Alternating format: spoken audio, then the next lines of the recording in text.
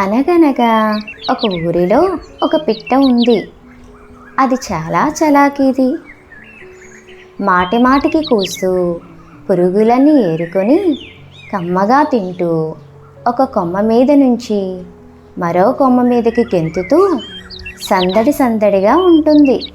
పిట్ట కొంచెం కూతగనం అన్నట్లు అది ఆకారానికి చిన్నదే కానీ దాని కోరికలు మాత్రం చాలా పెద్దవి. అది ఓ రోజు పోస్టాఫీస్ పిట్టగోడ మీద కూర్చొని అదే పనిగా కూస్తుంది. అదే సమయానికి పింఛను తీసుకోవడానికి వచ్చిన ఓ పెద్దాయన పని ముగించుకొని తన మనవడితో పోస్టాఫీస్ నుంచి బయటకు వచ్చాడు. పింఛను కోసం వచ్చినప్పుడల్లా తన మనవడిని తోడు తీసుకొస్తాడు ఆయన. పింఛను డబ్బులు అందుకున్నాక ఓ పెద్ద చాక్లెట్ కొనిస్తాడు మనవడికి. ఫస్ట్ తారీఖు ఎప్పుడొస్తుందా అని తాతతో పాటు మనవడు ఎదురు చూస్తుంటాడు. ఆ రోజు తాతగారు కొన్ని పోస్ట్ కార్డులు కూడా కొన్నారు. బయటకు వచ్చాక నీడగా ఉండటంతో పోస్టాఫీస్ ఆవరణంలోని చెట్టు కింద నిలబడ్డారు. సెల్ ఫోన్ వచ్చాక కార్డుల మీద ఉత్తరాలు రాయడం తగ్గిపోయింది కాబట్టి అవి ఏమిటో తెలియక వాటి గురించి అడిగాడు 8 ఏళ్ల మనవడు. తనకు తెలియని సంగతుల్ని తాతగారి దగ్గర అడిగి తెలుసుకోవడం వాడికి అలవాటు. వీటిని పోస్ట్ కార్డులు అంటారు. వీటి మీద ఇదివరకు బంధుమిత్రులకు ఉత్తరాలు వ్రాసి యోగక్షేమాలు కనుక్కునేవాళ్ళం. ఇప్పుడు ఆ అలవాటు బాగా తగ్గిపోయింది సెల్ ఫోన్ వచ్చాక. మరి ఇప్పుడెందుకు కొన్నారు తాతయ్య వీటిని అని అడిగాడు మనవడు.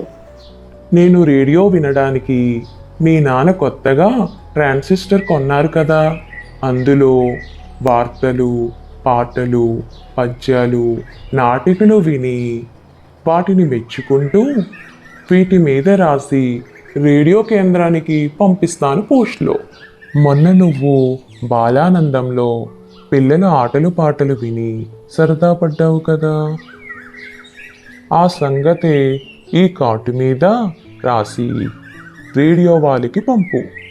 నీ పేరు రేడియోలో చదువుతారు అని చెప్పాడు తాతయ్య. అలాగా తాతయ్య, వీటిని ఎప్పుడూ చూడలేదు. ఈ కార్డుల గురించి ఇప్పుడే తెలిసింది అన్నాడు ఉత్సాహంగా. వాటి పట్ల మనవడి ఆసక్తిని గమనించిన తాతయ్య, ఈ కార్డులు ఎన్నెన్నో ఊర్లు వెళ్తాయి కాబట్టి వీటిని తోకలేని పిట్టతో పోల్చి తోకలేని పిట్ట 90 ఊర్లు వెళ్తుంది అని మా చిన్నప్పుడు అనుకునేవాళ్ళం అని చెప్పాడు. తోకలేని పిట్ట 90 ఊర్లు వెళ్తుందన్న తాతగారి మాటలు పిట్ట చెవున పడ్డాయి.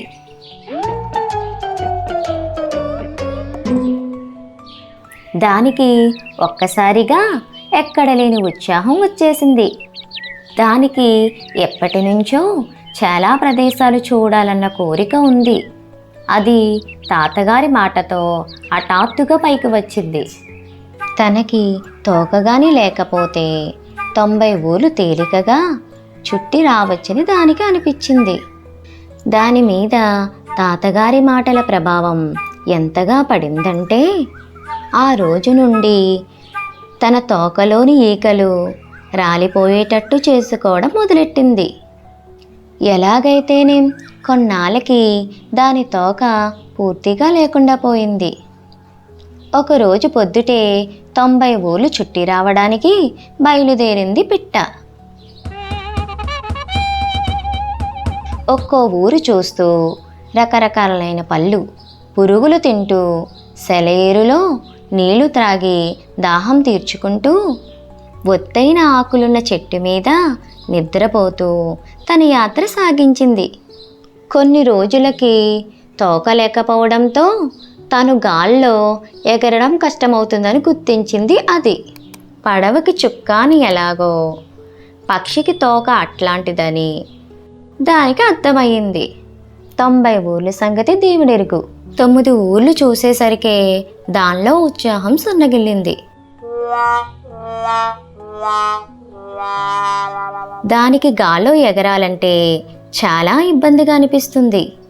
తోకని పోగొట్టుకున్నందుకు తెగ దిగులు పడటం మొదలెట్టింది. యాత్ర ఉద్దేశం మధ్యలోనే మానుకొని తన గూడు ఉన్న ఊరికి తిరిగి వచ్చింది.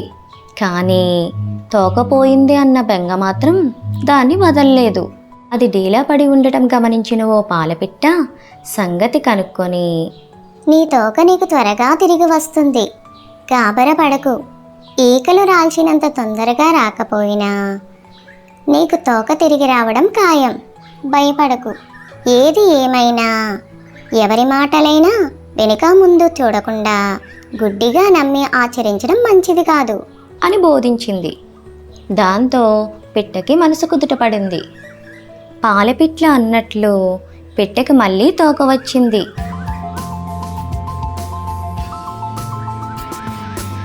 దానికి దిగులు గుబులు తీరిపోయింది.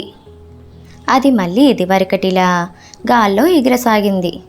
పాలపిట్ట చెప్పిన పాఠం మాత్రం దాని మనసులో బాగా నాటుకుపోయింది. మా ఛానల్ కనుక మీకు నచ్చినట్లయితే లైక్ చేయండి, షేర్ చేయండి, కామెంట్ చేయండి, అలాగే సబ్స్క్రైబ్ కూడా చేసుకోండి.